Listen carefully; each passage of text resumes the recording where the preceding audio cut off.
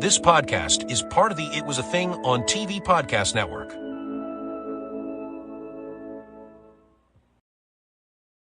Should pay attention to, you'll see just how bizarre Roddy Piper can be.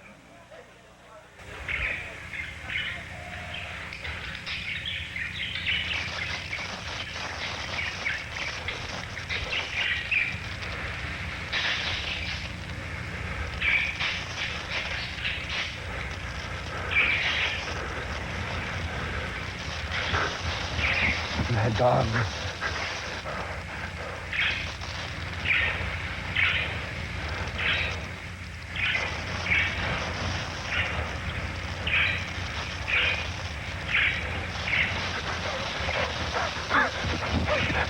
I'm looking for you, Mad Dog.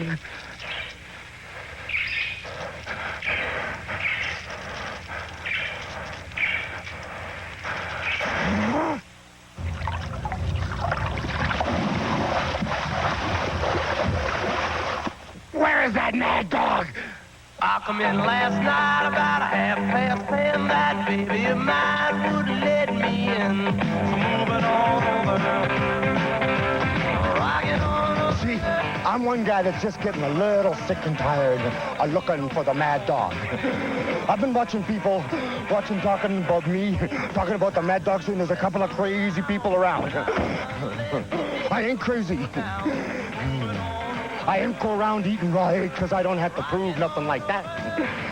I seen them jumping in creeks. I've been looking all around for the Mad Dog, but I can't find me no Mad Dog. You see, I want the Mad Dog because I got a little present for him. Supposed to be tough in Atlanta, going around telling all the things he can do. Well, I got something for you to do. I've got me here a 12-foot truck pulling chain. Ain't afraid of nothing. I got me some straps, dog collars. Went down to the pit bull factory, got them made up myself. What we're going to do, you see, Sawyer, is we're going to put these dog collars around our necks.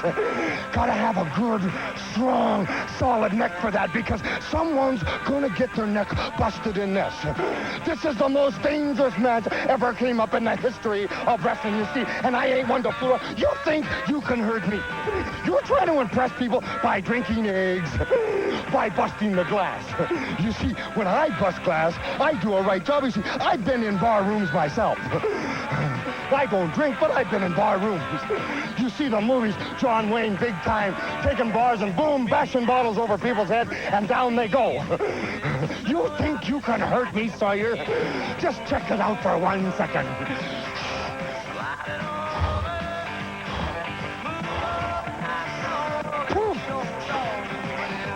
What do you think you can do to me? You call yourself the Mad Dog. Mister, I'm coming to fight. Buzz Sawyer, rest in peace. I'm coming to do something about it. By the time I'm finished with you, Sawyer, this is exactly what you'll look like. Here is the Mad Dog, Buzz Sawyer. We'll see you very, very soon.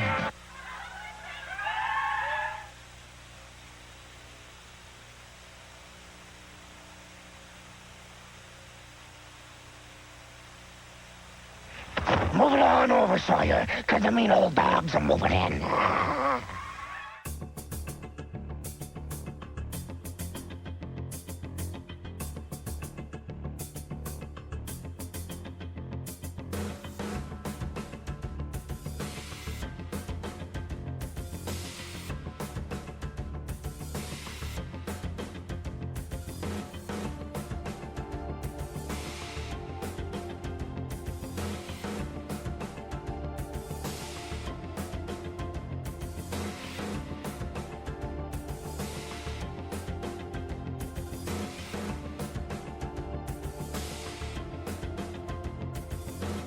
Folks, it has been a while for us. Not for you, but we're here on the Squared Circle Time Machine, Greg here with Dane. And as you know, we split our uncensored 96 taping into 2 episodes because we wanted to give the Doomsday Cage match its own episode. So we hope you enjoyed that 2-part episode. But now we're back here, and we said we didn't know what we wanted to cover last time we were here. But we decided, hey, around this time last year, we talked about Uncensored. Then we talked about the February 84 Omni House Show. So how about we talk about another Omni House Show from Georgia Championship Wrestling? So we're covering this one from August of 1983. It was another gooder from that era of Georgia Championship Wrestling. Oh, it was indeed. Oh, man. I'm so excited to talk about that. And also, we get to talk about our pal Scrappy McGowan again. Seemingly the only referee that Ole Anderson had on payroll. Well, that and Nick Patrick, too. We'll talk about Nick when we get to that. Let's talk about the current wrestling scene. And, oh, man. It was so nice to see Stephanie McMahon bring back the women's special slap finisher from SmackDown. Just bring it on PS2. That was quite the slap. I was almost expecting Brandy to come out and... Oh, defend her man like that. Defender man, yep.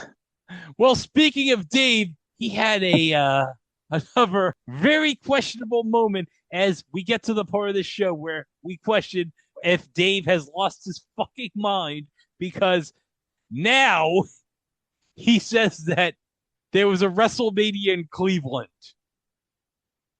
That's news to me. Probably to everyone in Cleveland and even our fellow podcaster Mike Klaus. Oh, yeah, it's news to Mike that there was a WrestleMania in Cleveland. And then Dave's like, oh, no, I really meant Indianapolis. Yeah, because those are two cities to totally confuse. Indianapolis and Cleveland. They're both in the Midwest, so whatever. I'm like, one team has the Colts, one team has the Browns. How do you mess that up? Yeah, and especially, well, they had SummerSlam there a couple years ago at, I think the Guardians play at. Oh, no, they was at the Brown Stadium. Go Pound. Go Pound. Oh, no, go Podawon for Mike. Because remember, yeah, he invented Go Podawon. Remember, that became a thing because Mike posted it on Twitter back in the day.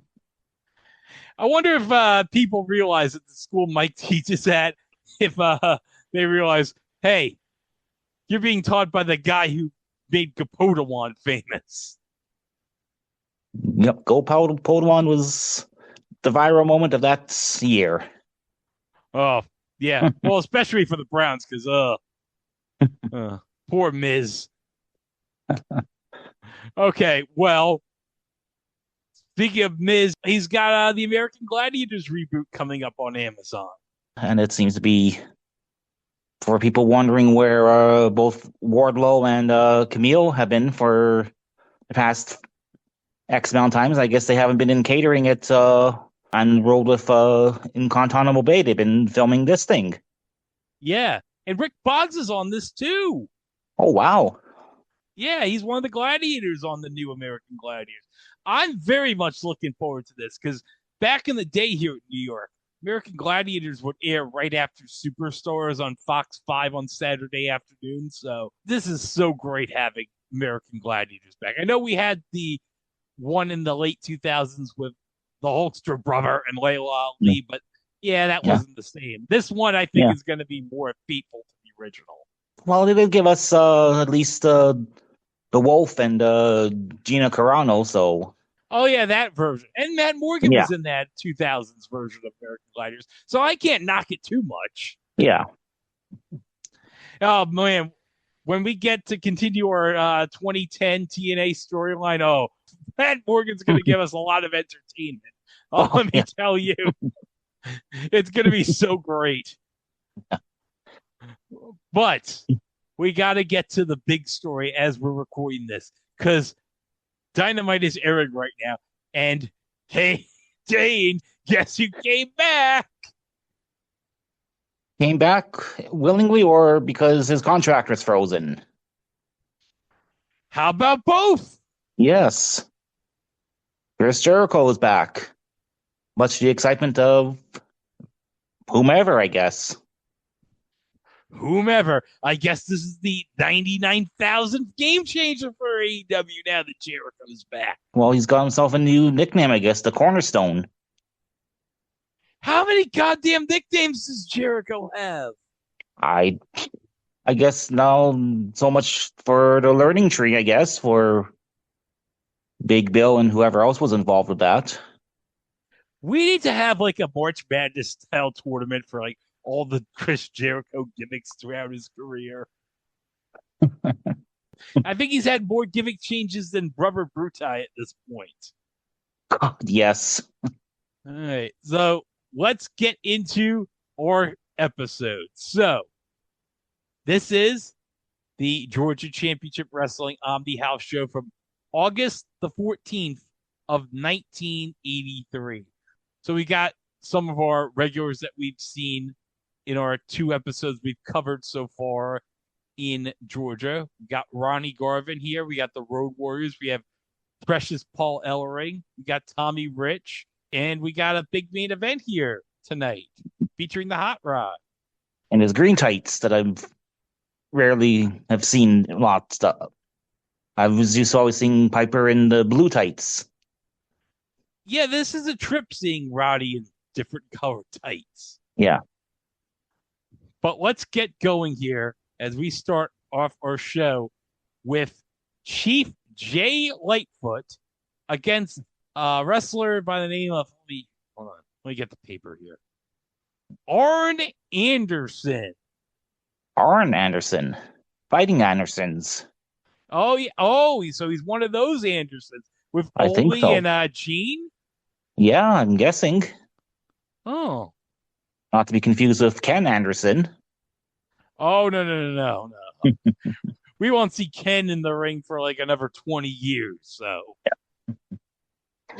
All right, so we got this opener to this card here. So we got a Scott review for this house show. So let me get to the Scott review for the opening match. Interesting that I'm currently in January 83 in Mid-South as of this writing, where young Marty Lundy is an enhancement guy at best on TV. And now a mere 7 months later in Georgia, he's in Anderson. They trade headlock takedowns and arm controls on the mat, but Lightfoot takes him down with an arm bar. I'm not familiar with Lightfoot at all. Was he like the Georgia attempt to duplicate Jay Youngblood? Yeah, I'm guessing so, because, I mean, he also was billed from Canada, so I'm guessing he's probably representing one of the many Canadian indigenous tribes. Yeah, I was wondering, is he supposed to be Native American? Yeah, Native American, Native Canadian. Native North American, I guess. Yeah. All right, back to Scott.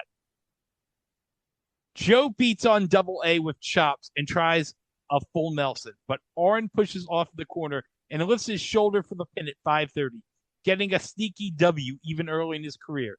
An okay opener, 2 stars. Yeah, it was a fine opener. It's great to see young Arn here getting his first year in the business. Yeah, it's like, and kind of seeing that he's never really changed his look from between then and now. Oh, no. But that was a fun match. Good opening match for a house show, or even probably would have been like a good TV opener as well, too. Yeah. Okay, let's get into our next match here as Mr. Wrestling, famous Georgia wrestling legend, Mr. Wrestling, taking on a kid by the name of Rick Rude. Young Ricky Rude. Yes. And it's face Ricky Rude. Yeah, this is a trip here. Seeing a young Rick Rude as a baby face. Yeah. Yeah, because I think the last couple of Georgia shows that we've seen, like, it was always, or even Mid-South, like, seeing Ted DiBiase as, like, the fiery baby face, knowing more of his work is seeing his stuff as $1 Million Man in the Fed. Oh, yeah, but with Ted's babyface stuff at Mid-South, that was actually, like, pretty damn good. Yeah. I mean, I haven't seen, like, enough 83 Georgia to know how, if Rick is good enough as a babyface, but... Yeah, or how long he stays as babyface and eventually just moves on to, I think it's World Class when he becomes a heel and aligns with Percy Pringle. Oh, yeah, with Manny Fernandez when they form that tag team. And then later on, they come back Georgia when Crockett buys the territory. Yeah. All right, so let me get to Scott here for Mr. Wrestling versus Ricky Rude. This would presumably be Tim Woods, the original Mr. Wrestling, although he looks like someone younger and more svelte than he was in 83. And a very young and green Ricky Rude. He's barely got his training abs yet. Wrestling takes him down and works the arm on the mat, and then controls with a top wrist lock. Rude reverses to his own armbar as this seems to be building to a 10-minute draw. Oh, gee, I wonder, because the announcer says there's 5 minutes in the match. Gee, Yeah. Dane, why would you say there's 5 minutes remaining in the match if it's a 10-minute match? Yeah, why would they specify even the fact that it was a 10-minute time limit? Huh. Hmm. Well, I mean, the other match had a 10-minute time limit, but I didn't see Yeah. the announcer I don't- say anything. Yeah, I don't think I remembered hearing anything about calling the match time during the match itself. So Yeah. And one thing I need to note, Nick Patrick is our referee, so Scrappy actually got a break for once. good for Scrappy. Yeah. Well, he had to do something. Maybe he was banging Abby back at Knots Landing. I don't know. Okay, let me see. Rude with shoulder blocks, and he catches Wrestling's leg on a kick attempt. But he doesn't have any follow-up and just keeps working the arm instead. Rude with a sunset flip for 2. But Wrestling beats him down again with forearms and a hammerlock slam for 2. Rude reverses a suplex with time running out, but it only gets 2. Small package gets 2. Roll-up gets 2. And they fight for a takedown as time expires at 10 minutes. Rude was surprisingly effective as a plucky young babyface here, and the referee actually awards the decision to Rude, prompting Mr. Wrestling to throw a fit and attack him from behind, laying him out and then tossing him into the floor in the huff. Pretty decent little match, 2 1/4 stars. Yeah, how did Nick Patrick have the authority to decide the winner of this match? I've never seen that happen after a time limit draw. Yeah, exactly. Or kind of think is almost somewhat reminiscent of last night's conclusion for the main event for NXT that had Lola Vice and Kendall Gray, with Kendall seemingly getting the pin, but there was another referee out keeping JC Jane from causing any disturbances. But the second ref saw that Kendall did the old tappy tap, because I think Kendall was reversing out of like a guillotine. So, Oh. All right. Okay. So let's get back to the card here. And our next match is going to be Brett Wayne, or Brett Sawyer, as he's mostly known as, taking on the Iron Sheik. Sheiky baby. Great to see him and looking so young and in shape, and with Precious Paul Ellering as his manager. Oh, yes. Now, I'm wondering, because this is August of 83, so it's going to be another 4 months or so until he humbles Bob back on that howdy doody at Madison Square Garden, wins the belt, and makes him cry in front of Lord Alfred. And, yeah, I'm wondering, I mean, is he away from the WWF? I'm guessing he comes back right before the December show at MSG, obviously. Yeah, obviously, yeah. So, that's something to note. It was kind of weird seeing him this late in August 83 when we know what's going to happen with Sheik. Yeah. All right, so Brett Wayne or Brett Sawyer. Let me just try to look him up here on Cage Match. Hold on a second. Brett Sawyer. Okay, let me go through career here and matches. Okay. His last match was in a show in Caracas, Venezuela, teaming with Matt Bourne against the Tonga Kid and the Volcano Kid? Volcano Kid. So we got Kid Volcano, Kid Tonga versus Brett Sawyer and Doink Bra. Yep, Doink Bra. And of course, it'd be Venezuela, so maybe he's on a mule mission for old Billy Jerk Haynes and his drug trafficking ring. Oh, that might explain it, Dave. Oh, and his next to last match was a match in Japan on May 23rd, 1993, in a 6-man bunkhouse death match for a promotion called Wing, titled Dog in the Box Tag 4. What? I don't know. It's I let mean, me just. I've kind of heard of Wing as being kind of like one of those weird outlaw deathmatch promotions in Japan. So knowing that his second to last match worked is with them is kind of odd. Let me just see who he was teaming with. He was teaming with Kevin Sullivan and Killer Kyle against Miguel Perez Jr., Mitsuhiro Matsanga. I apologize if I'm butchering that wrong. And Yukihiro Kanurma? Yeah, I'll go with that. Yeah, it's fine. Let me see when his last W was. If he has a. Okay, let me just see. His last known win is. Okay, his last known win was for PWF on August 6, 1989, in Orlando, Florida, beating some jabroni named Star Rider Blade. Probably no relation to the late great Blade Blackston. God rest his soul. Probably not. Oh, well. Oh, and it says right here on WCW Pro, he teamed with Scott Allen against Butch Reed and the One Man Gang. Ooh. Oh, that must have been a hell of a match. Yeah. Butch Reed and the One Man Gang as a tag team? I'd pay to see that. Yeah. All right. Well, let's go to Scott for the match between Iron Sheik and Brett Wayne / Brett Sawyer.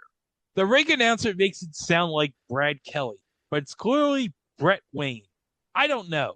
Probably just audio issues. Wayne with drop kicks sends the Sheik running, and he talks it over Precious Paul Ellering, who seems like a weird managerial fit here. Oh, yeah, it does seem weird. And also consider Dane. It's 1983, and unfortunately, Paul doesn't have knowledge of the web yet. No, he doesn't. Well, he could probably teach Iron Sheik about Flame Wars on Usenet in 1983. Back in the ring, Wayne takes him down with a headlock and works on that, but Sheik whips him into a crisscross, and Brett gets a sunset flip for 2. Sheik hits him with a cheap shot and backdrops him to take over, and a gut wrench gets 2. Backbreaker gets 2. Sheik runs him into the pointy toe of death in the corner while Ellering takes the rep, but Wayne fights back until Sheik bites him in the face to cut him off again. Ugh! That was kind of a sick spot. Yeah. Scott says Wayne is bleeding by now, and Sheik pounds him down for 2, and then hoists him up for a pretty sweet belly-to-belly throw for 2. Wayne fights back again, and Sheiky Baby misses a splash, allowing Brett to make a comeback. Sheik tries another suplex, and Wayne reverses into a cradle for a pin at 9 minutes, prompting a beatdown from the heel side until Tommy Rich and Big Brother Buzz Sawyer both make the save, albeit for different reasons. 2.5 stars. This really made me want to see Iron Sheik and Kurt Angle throwing each other around in the bald suplex battle. Oh, God, yes. That would have been Prime Sheik versus Prime Angle would have been an... Oh, that would have been a fucking amazing match between Sheik and Angle, knowing their amateur backgrounds. Yeah. Of course, remember it always from, I think, from Sheik's Hall of Fame induction speech where he talks about the Dan Gable to Kurt Angle. Oh, that's Dan Gable.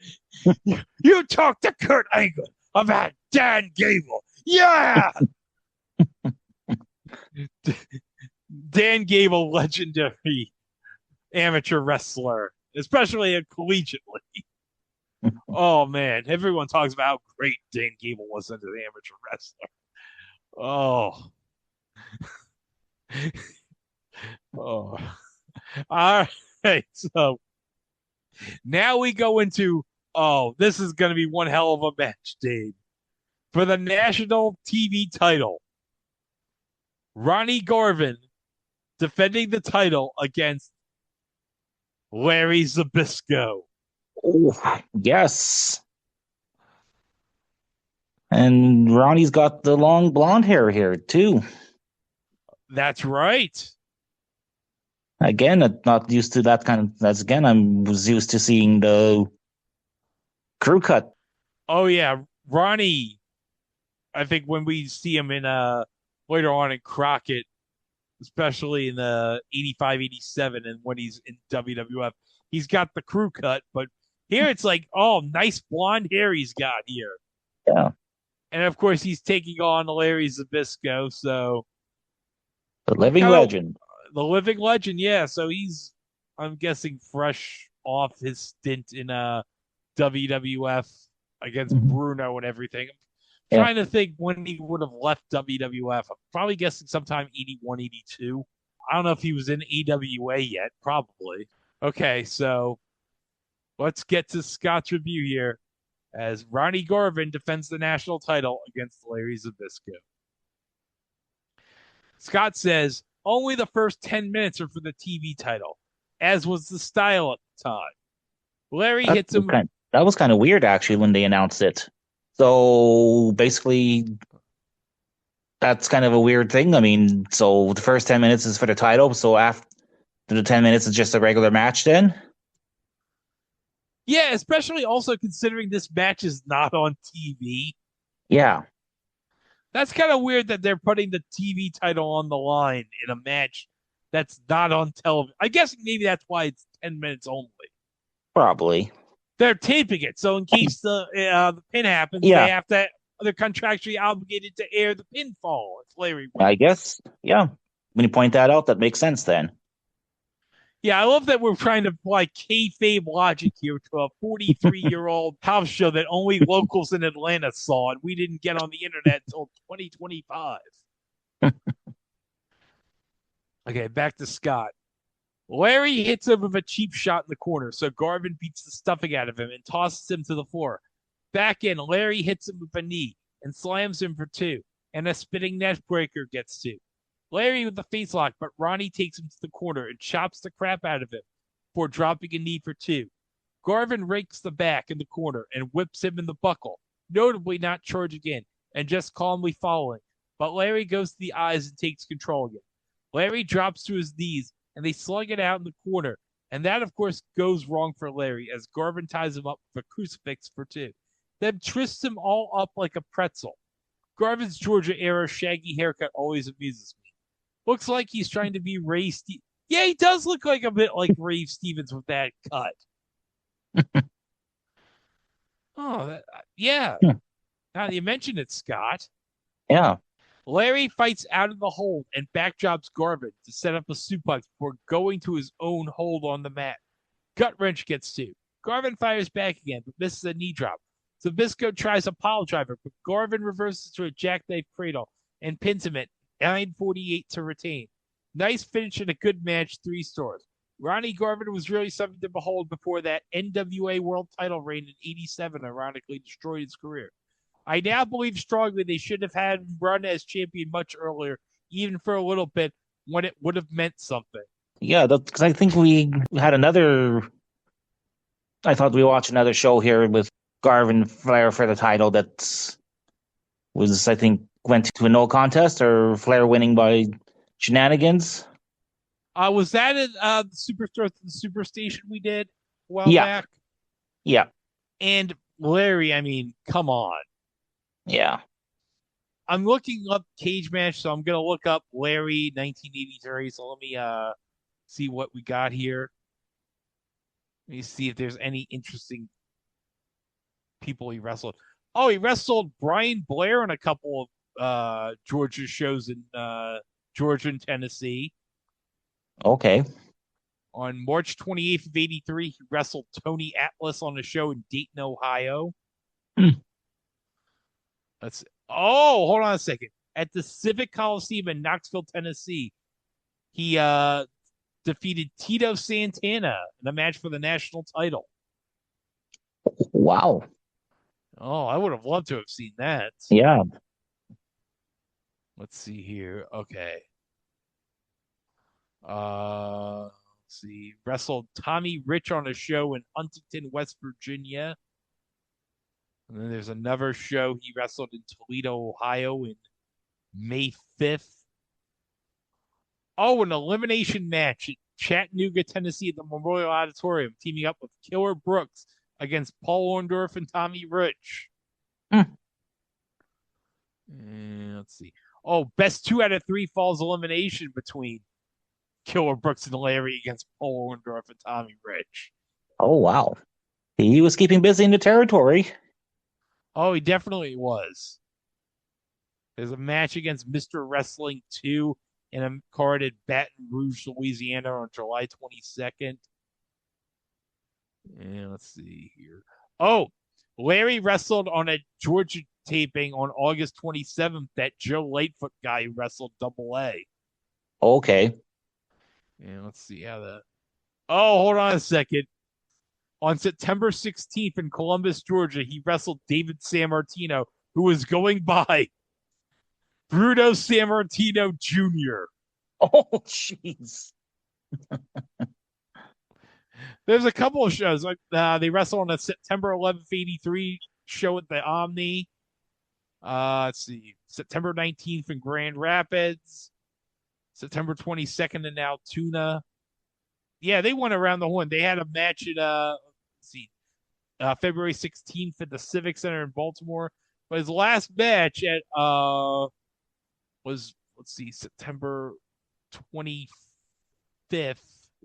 where for the national title. That was the last match of '83, where he wrestled Brett Wayne, and I'm guessing there might have been a title switch at some point. I have no idea. Mm-hmm. That was at the next month's Omni show. Yeah. So, it's your Larry Zbyszko 1983 in Georgia, according to Cage Match. All right, so we have an exciting match for the national tag team titles as the Road Warriors take on Mr. Wrestling and Mr. Wrestling 2. So Mr. Wrestling's doing double duty tonight. All right. The Road Warriors and Mr. Wrestling 2. So let me head to Scott for the review. Scott says, not sure why Woods is working double duty tonight. Animal storms in and power slams 2 and elbows him down for 2 before going to the mask. But it turns into a brawl and they slug it all out. Okay, I'm really confused now because this is clearly lumpy old Tim Woods as Mr. Wrestling number 1, whereas the guy who was playing the role in the Rude match was clearly younger and more toned and had an elbow pad. Was this like the fake Mr. Wrestling 2 deal where there was another guy playing the role in kayfabe? That's a good point Scott's raising here. Yeah, I mean, that's almost what we're getting now with the Americanos. Oh, yeah. Well, let's be clear here, Dean. I recognize Triple A's El Grande Americano. That's the real El Grande Americano as far as I'm concerned. Yes. The WWE one, he's just a pale imitation of the Triple A version. Because look at the Triple A El Grande Americano. Everyone loves that guy. He's kissing babies and the fans love him. Well, I would have a great time meeting that of El Grande Americana. The WWE El Grande Americana. No one cares about you. Yeah, he's... the real El Grande Americanos embrace the Latino culture and Latin Spanish language, whereas the WWE one is... We know it's Chad Gable. Yeah, everyone knows. If Roddy were still here, he's like, oh, that's no El Grande Americano. That's Chad Gable. All right, let's get back to Scott. Wrestling 2 slams Hawk for 2, and Wrestling 1 comes in with a sleeper, but Animal breaks it up and allows Hawk to take over. LOD with a double elbow for 2 on number 1. Hawk with a back elbow, and he slams number 1 to cut off a tag, but Hawk misses an elbow, and it's hot tag number 2. They all brawl, and Hawk tosses number 1 while number 2 sets up Animal for the knee lift. But someone who I believe was Larry Zbyszko runs in and hits number 2 from behind, allowing Animal to power slam for the pin at 7-12. To say that the Road Warriors were limited at this point would be an understatement, but the match had Big Heat a star. Most notably, this was the second to last match of Tim Woods' career, as he did a match with Joe Lightfoot at the next Omni show and then retire. Oh, wow. Wow, that's interesting footnote for the history of the original Mr. Wrestling for the Georgia territory. Yeah. Oh, man. So we got 3 big matches coming up. We got a U.S. title match, and we got 2 gimmick matches. So this is going to be like the big part of the show. So before we get to the second half of the show, we'll take a short commercial break, and then we'll come back and we'll give you the review of the second half of the show. After these messages, we'll be right back. If you're looking for a new, top-quality appliance at reasonable rates, stop. That's right. Stop looking and come on in to Quick TV and Appliance Rental. We have the most popular brands of refrigerators, freezers, stoves, microwaves, and the #1 washer and dryer, Speed Queen. At Quick TV Appliance Rental, there is no credit check or deposit, just easy payments and our super service guarantee. We deliver today. Come on in to Quick for the appliance you want. We have something special in store for you. Quick TV.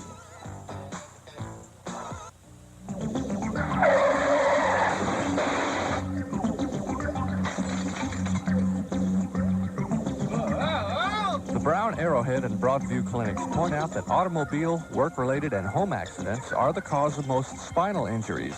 These injuries can cause painful discomfort to the neck, arms, chest, back, and legs. If you suffer from a painful accident-related injury and need relief, call the Brown Clinic nearest you at 477-0605. It's a July clearance sale. That's right, friends. Wolfman's Unclaimed Furniture Market is having a July clearance sale and offering you up to 50% off on many items. 10-piece pit group, $488. 3-piece living room suite or 5-piece den group, $199. Bunk beds, $48. Odd chest, $38. Remember, folks, Wolfman's Unclaimed Furniture Market now has 3 locations: Campbellton Road, Atlanta, Covington Highway in Decatur, and the Southway Shopping Center on Terra Boulevard in Jonesboro. Hey, ask for the Wolfman. At WCNN All News 68, reporting the news is our full-time job. We know the news is important to you, from Atlanta to the Pentagon and a few stops in between. Backed up by the worldwide resources of Cable News Network and a full staff of Atlanta reporters. So when you want to know what's going on anywhere in the world, turn your AM radio to All News 68. The news is on now. Be the first to know it. All the music for us. We've got the touch. UNCBS. Coming this fall, Richie and his friends were just 4 normal kids until they built a supercomputer they used to solve crimes with the help of a friendly reporter. You're not supposed to be able to do things like this. But the Whiz Kids can. Wednesdays this fall. 3 bright young doctors from the famous Houston Medical Center are all that stands between life and death in a small Texas town. Cutter to Houston, coming this fall. She's 25. So she. One of these hikers isn't 25, but 37. She's Michael Pfeffer, mother of 2. They both look young. But what about their hands? They look young, too. Looking young is no accident. I take care of myself, especially when I do dishes. That's why I use Ivory Liquid. The name Ivory has always meant mildness to me, so I know it'll treat my hands gently. These mild suds help my hands stay young-looking, even with lots of dishes. Take another look. Who's 37? I'm 37. You sure look young. Well, hiking helps. What helps your hands? Ivory Liquid. My hands need that mildness. Mild Ivory Liquid helps hands look young. Coming soon to its proper place, Monday nights on CBS. Together again. Hear, hear. Huh? Hear, hear. I certainly hope to. After MASH. Thursday on Magnum, Simon & Simon invade Magnum's turf when he guards a priceless statue. And see the conclusion to this case as Rick and AJ track down the culprit. It's Tom Selleck with Simon & Simon. Then tragedy strikes on Knott's Landing. But how? I mean, it was an apparent drowning. Were you with her? We've got the touch. Thursday.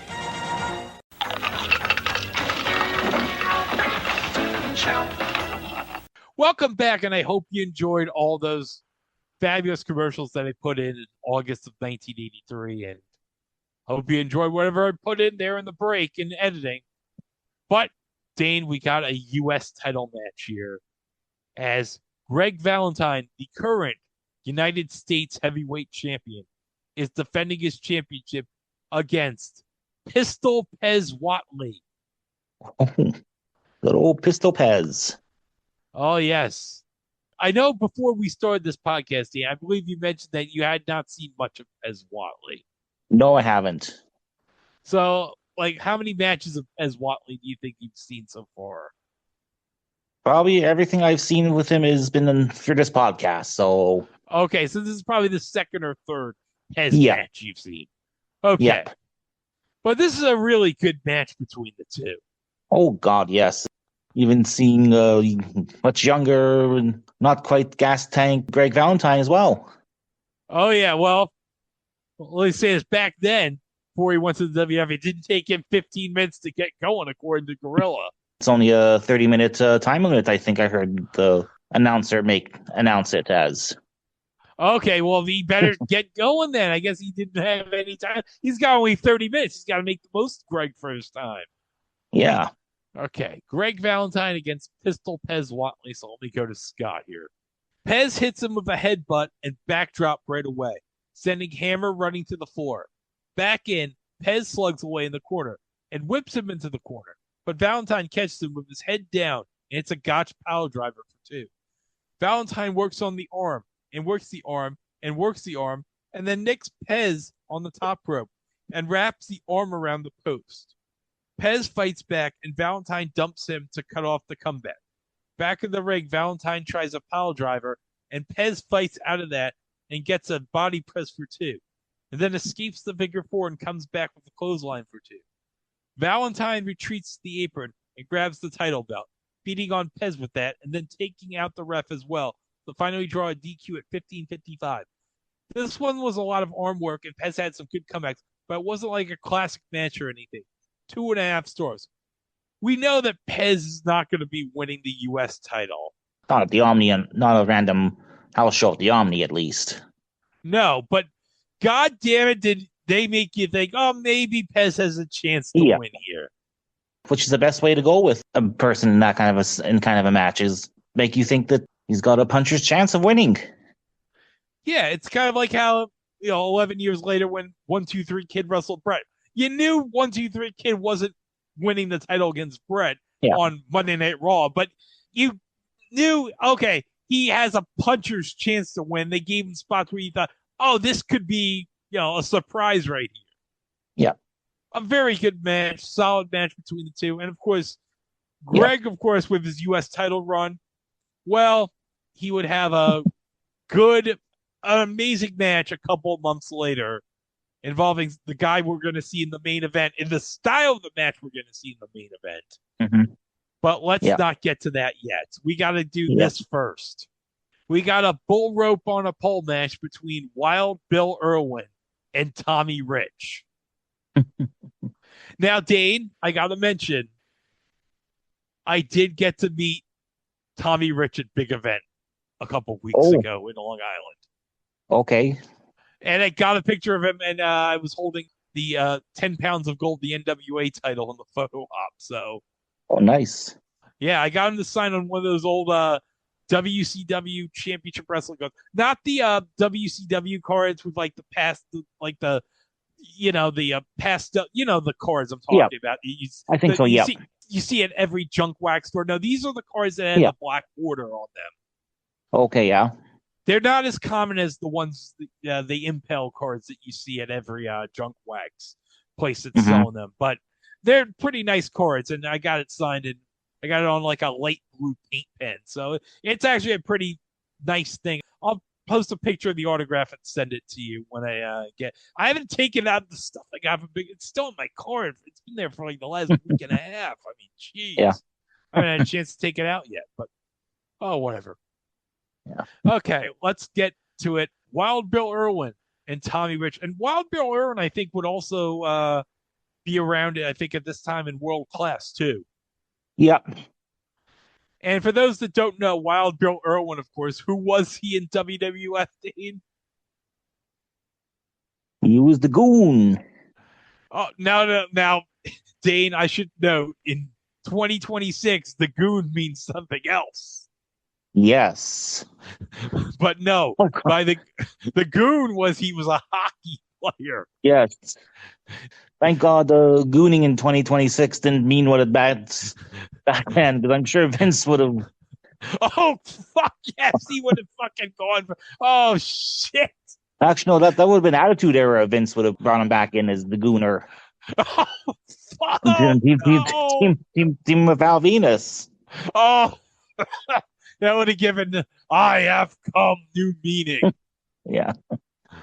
Okay, now the goon I have to describe for everybody listening. The goon was a ex-hockey player who would get into fights, and he was kicked out of every hockey league for fighting. And what I loved in every match, he would beat the person, send them to the outside, beat the shit out of them, come back in the ring, and win by count-outs. Which I don't know how he could seriously compete for a title, Dane, if all his matches he wins by count-out. Well, yeah, it was just almost the same as like the Berserker when his finisher was just clotheslining people out of the ring and winning by count out that way. Yeah. Yeah, one day we got to look at a world-class episode sometime around 82 to 84 because, oh, man, that's such fun world-class. I can't believe I haven't done a show yet for world-class, but we'll get around to it at some point. All right, bull rope on a pole match. Well, Bill Irwin and Tommy Rich, so let me go to Scott for the review. Tommy lunges for the whip right away, and Bill pulls him down, so Tommy slams him and climbs again. Irwin slugs him down and drops an elbow on him, but he climbs for the whip, and Tommy yanks him down and goes for it himself. Irwin brings him down for a gut wrench and drops a knee on him before climbing again. But Rich makes it past him, and he nearly unhooks the whip before Bill punches him down again and puts him down with a knee lift. Back to the top, and Rich wins that battle, elbowing Irwin to the mat and trying for the whip again. So Irwin goes hard for the nut shot in desperation, and they're both down. Irwin goes up and misses a flying elbow, and they slug it out. Rich wins a battle for a suplex, so Irwin grabs a chair and nails Rich to keep him from getting the whip. As the ring announcer reminds us that it's no DQ, Irwin misses a blind charge and takes a dramatic bump to the floor. Rich goes for the whip, and Irwin manages to haul him down again and goes to work on the leg to presumably affect his climbing ability. Oh, yeah, because, that's going to stop Tommy from going up to get the whip. Irwin climbs again, and Rich limps over to stop him, so Irwin hits him in the knee again to further hobble him. Rich comes back and slugs Irwin down, but Bill catches him with a stun gun to counter the Fez press. And that's enough for Irwin to finally retrieve the whip and start beating the red off of Tommy's neck. Bill charges and hits Boot in the corner, and Tommy tries to steal the whip like a sore loser, smashing the handle into Bill's head before whipping him in with his own whip. Oh! So, while Bill Irwin didn't expect to get whipped into his own whip, but he never knew it could happen to him. It could happen to you. Irwin thankfully gets his property back, but Tommy steals it again and delivers another whipping. And Irwin wisely runs away from this maniac and gets counted out at 13-23. The finish felt like they didn't really know how to end this match, but it was by far the best match of the show so far, with the silly stip feeling like it had real weight behind it, and some great heat for all the teases of getting the whip. 4 stars. Yeah, it was probably would have been the match tonight if it wasn't definitely overshadowed by what we're getting here in the main event. So I will say this was very fun. The whole battle with trying to get the whip and everything, and them and Tommy and Irwin fighting it out with each other. This was, I think, maybe like one of my favorite matches that we've done on this podcast so far. So let me go to our main event. So our main event here is a dog collar chain match between Buzz Sawyer and Roddy Piper. In the timelines, I think Buzz is in the middle of his epic feud with Tommy Rich, which will culminate, I think, maybe next month or 2 months later. They'll have the famous Last Battle of Atlanta, which I'm surprised the full card's not on the Vault channel yet. Well, stranger things have happened. I mean, they found the 2 missing parts of the Daleks' master plan there for missing episodes for Doctor Who. So, I don't think we've talked about that yet. Yeah, they found 2 missing episodes from the Daleks' master plan at some guy's house. Being like, yeah, I've had these episodes for 60 years. Yeah, you can just take them. I don't care. Between that and the discovery of an old MST3K episode from KTMA being found at a yard sale and recently being digitized, I'm expecting one day we're going to find the Feast of Stephen hidden in some like shoebox at a core boot sale for £5. Yeah. All right. Well, dog collar chain match between Buzz and Roddy. And it should be noted, of course, 3 months later at Starrcade 83, Roddy would have another famous chain match. Yep. With Greg Valentine. So let's go to Scott for the main event of this house show. There will be blood, says Scott. They do a tug of war with their necks to start, and Piper gives him a shot with the chain to win that one. Back to the Battle of Wills, and this time Sawyer uses the chain to win. But when they go low, Piper goes lower, and he chokes Buzz out with the chain until Buzz beats on him in the corner to escape. They head to the floor, and Sawyer beats on him with the chain to take over. But Piper comes out of the corner and blasts him with the chain to put him down again. Buzz chokes him down as Piper is bleeding all over the place now, and Nate gets 2. They slug it out and fight to the floor again, but this time Piper yanks him into the post to bust him open, and then goes nuts with the chain in the ring. Buzz goes low to stop that comeback and hangs Piper on the ropes, and they fight to the floor again, with Piper retreating into the crowd to escape, and then making a comeback out there. Buzz takes a bump over the railing and back into the ring as Piper slugs away with the chain, and Buzz sells big. And Piper slugs him down one last time and wraps up the feet with the chain before pinning him at 10 minutes. Another absolute banger to end the show, 3 3/4 stars. Paul Ellering attacks in the name of sportsmanship, but Piper fights them off to wrap it up. Yep, this was great and bloody and to the point. Yeah, this is actually a case where blood in the match actually works. It's not blood for the sake of having blood. Yeah. It actually makes sense in the match. Yeah, and no other weird things like fish tanks or syringes are being used either. No. So, yeah, that's a good match. I mean, I disagree with Scott's rating of 3 3/4 stars. I would have at least rated it 4 stars. I would have rated the full rope on a pole match 4 stars too, but I thought this was the best match on the show. Yeah, definitely the best show of the... I mean, nice way to cap off the show. Yep. So, okay, let's review here. Best parts of this, obviously the 2 matches at the end. Obviously, the U.S. title match was very good between Valentine and Pez. Ronnie and Larry was pretty good. Sheik and Brett Wayne was... I don't think there was really a bad match on this card. This was a solid card top to bottom. I mean, when you got people who are kind of new to the business in terms of who will become big names later on in Arn and Rick Rude there, so you got shows of flashes the brilliance of what they can do later on, and yeah, like Ronnie and Zbyszko for the TV title was all right, and the 3 main matches there that we just did, the order and the placement of how they were placed on the card was perfect.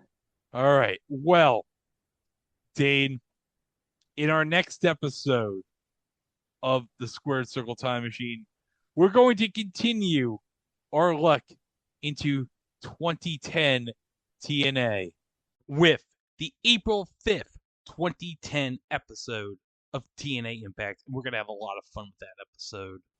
Well, that's going to be fun. And whatever shenanigans will Abyss have with the Hall of Famering. Yeah. I mean, the last time we saw Abyss, I mean, he opened that hole that he opened the portal to hell with everyone falling in and getting sucked into it. Oh, thank God Earl didn't get sucked into that hole. Yeah. My hole! My hole! My hole! Funny enough, Dean, I was listening to a Nia Jax's interview with Chris Van Vliet, and I think it was like Nia said, like, for that spot, she talked about how She was practicing that spot. It was like hurting her hole. And she just did that to like pop the back when she actually performed the spots. To pop the back by saying, my hole! God bless you, Nia. You sold that like a fucking champ. That was probably one of the best moments of the Thunderdome era of WWE. Yeah. All right. Well, we'll have the April 5th, 2010 episode of TNA Impact right here for you next time on the Squared Circle Time Machine. That was Dave, and I'm Greg. Have a good rest of your day, everybody.